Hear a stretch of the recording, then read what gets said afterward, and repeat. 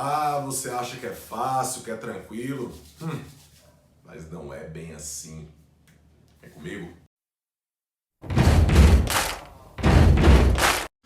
Alô, guerreiros, professor Lego Fontes na área, batendo um papo reto sobre o tema da redação Enem 2022. Guerreiros, é importante dizer que, e aí é claro, né, as repercussões que ocorrem nas redes sociais pós-tema Enem, nós sabemos que o tema da redação Enem tem grande repercussão proporcional à importância e à grandeza da prova, né? No domingo, dia 13, mais de 2.400.000 candidatos foram fazer a prova. De longe, é a maior prova do Brasil, uma das maiores provas do mundo, claro. O Enem já foi maior no que diz respeito ao número de inscritos, mas continua a ser uma prova grandiosa do ponto de vista de vagas oferecidas, de número de inscritos, candidatos, logística, enfim, é uma prova realmente muito grande e importante. Mas eu queria falar um pouco sobre o tema da redação, que falava dos desafios para a valorização das comunidades e povos tradicionais no Brasil. Quando eu disse no início do vídeo que aparentava ser bem simples, na verdade não é. Eu vi alguns comentários, né, tratando o tema como algo simples, mas é muito importante, primeiro, antes de falar do conteúdo exatamente do tema, é importante interpretá-lo a partir do comando.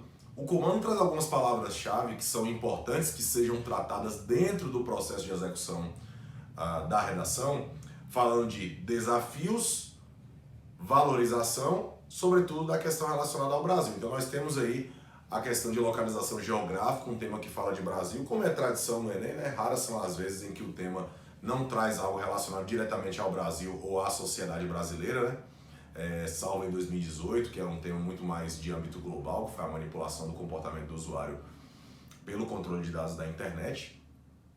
E esse tema, ele fala de desafios. Desafios são problemas, são entraves, são barreiras. Então, o Enem, ele vai trazer uma problemática, tá? Um problema. E é claro, quando fala de valorização, nós estamos aí trazendo esse direcionamento para a intervenção, ou seja, quais são os desafios, as barreiras, os entraves, os problemas que impedem a valorização desses povos tradicionais. Claro que quando você naturalmente, acredito, viu povos tradicionais, comunidades de povos tradicionais, alguns até entraram em pânico ou ficaram apreensivos, receosos, mas o Enem tem uma característica que eu acho muito positiva. A coletânea, ela explica, ela explana bastante a respeito do tema. Só para citar alguns exemplos, o de 2019, a democratização do acesso ao cinema, lá no texto de apoio mostrava o que é democratização, o estigma associado às doenças mentais, que foi o tema de 2020, o texto de apoio explicava o que é estigma. Então, esses termos que aparecem no comando de proposta são muito bem explicados, muito bem explanados pelo INEP, né, na proposta, e evidentemente isso faz com que facilite bastante o direcionamento e, é claro, a sua interpretação, sobretudo na elaboração da tese e dos argumentos, né, consequentemente, do seu projeto de texto. Também é muito importante ressaltar que quando se vê povos tradicionais, né, é muito bom que se especifique isso e perceba que povos tradicionais está no plural. Então vi muita gente falando dos indígenas, que não está errado, né, não está errado, só que o tema não fala só dos indígenas, né, fala de povos tradicionais, então de maneira mais ampla. E lá povos tradicionais são quilombolas, ribeirinhos,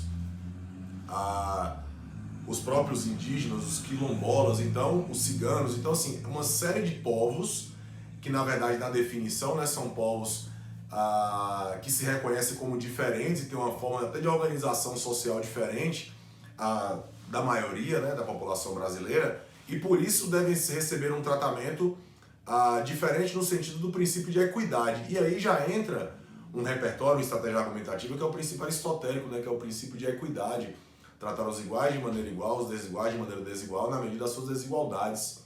Então, se você analisar a proposta, quais são os principais desafios dessas minorias?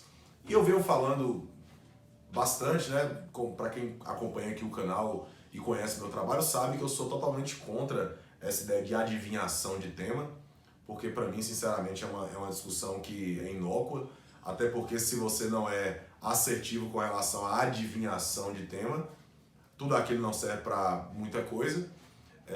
Reduzir o trabalho apenas a uma perspectiva de adivinhação é muito pequeno dentro de um trabalho de um ano inteiro, que você trabalha o ano inteiro para um dia, é como você treinar um time de futebol, por exemplo, em que você treina para um jogo, né, para um jogo específico, e é o que nós fazemos com relação à redação.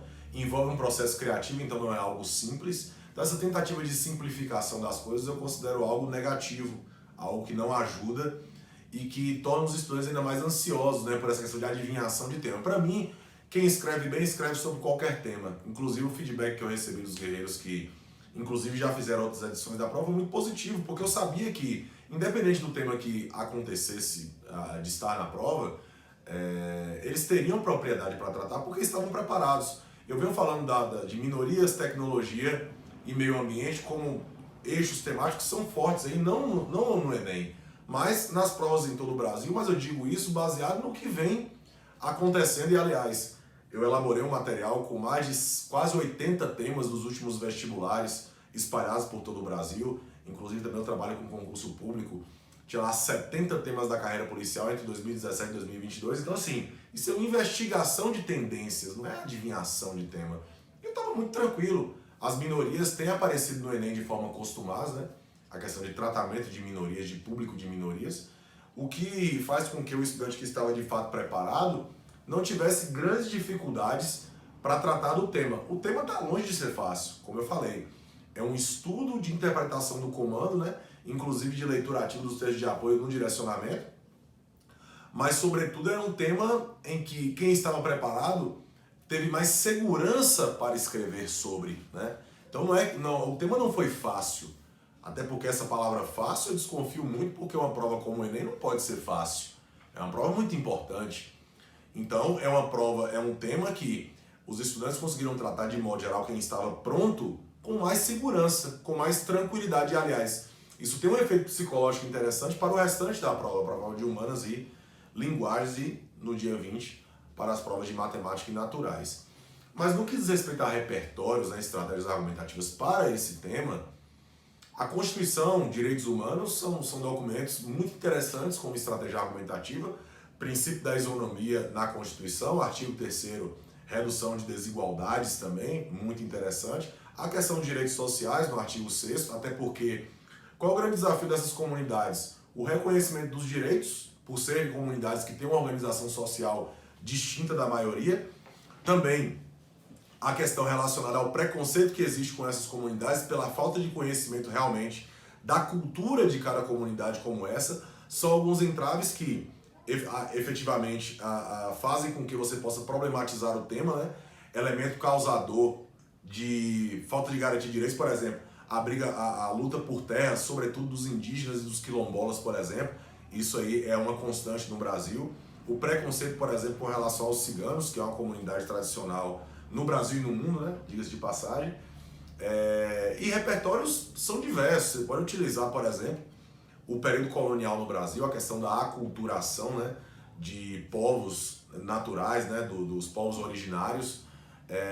Poderia se utilizar, como eu disse, esses documentos legislativos. E aí há uma pleia de repertórios, como Leviatã, do Thomas Hobbes, na questão da garantia de direitos, a questão do Aristóteles, no livro A Política, tratando a respeito que a política tem a função de fazer as pessoas felizes, né? O princípio de equidade também cunhado pelo Aristóteles, a ideia da Revolução Francesa, da ideia de igualdade, por exemplo, poderia ser colocada. Então, há uma pleia, inclusive alguns guerreiros me falaram da música Índios, né, do Legião Urbana, que também trata dessa questão relacionada desse processo de aculturação indígena e que é uma das formas de abordar esse tema, né, já que se pode pensar em várias ideias relacionadas a preconceito, a intolerância com relação a esses povos. Então, é muito importante, por exemplo, os ciganos foram bastante perseguidos ao longo da Segunda Guerra Mundial, sobretudo pela ideia de supremacia racial cunhada pelo Partido Nazista. Poderia ser utilizada essa alusão histórica também. Então, assim, há uma pleia de repertórios que eu não vou me deter muito nisso, porque, como eu disse, o fato é que vários repertórios poderiam ser utilizados, sobretudo relacionado à questão das minorias. Um ponto muito importante que é preciso ressaltar é sobre as intervenções, já que fala de valorização. Como é que se valoriza esses povos? Sobretudo, educando a população de modo geral para que se conheça essas culturas e, é claro, o preconceito ele diminua no longo prazo. Acima de tudo, o reconhecimento desses direitos e a garantia desses direitos por parte do Estado, pensando nos ministérios atuantes, Ministério da Educação, Ministério da Saúde, Ministério da Cidadania. Então tudo isso pode ser pensado como intervenção justamente com o objetivo de valorizar esses povos, de reconhecer os direitos e de fato que eles consigam viver de acordo com o processo cultural e a organização social que eles têm. Isso também é muito importante. E eu fiz uma live, inclusive, lá no meu Instagram, falando sobre um comentário breve, justamente com o objetivo de tranquilizar os guerreiros, saber que eles, de fato, fizeram aquilo que deveria ser feito, né? Aqueles que realmente estavam preparados para fazer. E uma dica que eu dei, se você está realmente com foco no Enem, a minha recomendação é não mostre sua redação para ninguém. Não mostre, é o meu conselho. Alguns me pediram para fazer correção, eu não faço, porque a minha correção, a avaliação de alguém não ajuda em nada, não vai contribuir em nada, não é útil para você que vai fazer a prova no segundo dia. Ao contrário, isso pode ter um efeito psicológico muito negativo, né? Tanto se sua redação foi muito boa, quanto se ela não foi tão boa quanto você esperava. Então, guerreiros, o ideal é que você não mostre seu texto para ninguém. O resultado sair em janeiro vai gerar ansiedade, a expectativa desse período todo. Espere, faça o seu segundo dia, se concentre na prova. O que foi feito, nada vai mudar, nenhuma correção vai mudar a sua nota. O seu texto já está escrito, não há como entrar com recurso se você considera a sua nota injusta. Então, alguém corrigiu o seu texto, não adianta absolutamente nada. Portanto, siga para o segundo dia, siga bem, confie no processo, confie que você vai fazer uma boa redação. E é claro, não é só fazer a redação, é fazer uma boa prova para que você seja aprovado, não apenas na redação. Porque eu sempre digo, eu não quero só que você faça uma boa redação, eu quero que você seja aprovado. E para ser aprovado, você tem que ir bem nas outras áreas. Então, para mim é basicamente isso. Eu acho que esse comentário ele é importante, até para tranquilizar quem realmente seguiu uma abordagem correta, né, dentro do comando de proposta. Aliás, é algo que eu chamo muita atenção para a interpretação do tema. E, é claro, tranquilizá-los nesse sentido e desejar aí que façam um ótimo segundo dia também, tá bom? Então, estou muito confiante e, é claro, certo de que em janeiro vamos comemorar. Se esse vídeo fez sentido para você, curta, comente, compartilhe e distribua para a galera. Isso é serviço de utilidade pública. Eu sou o professor Lego Fontes e vamos sempre para cima deles.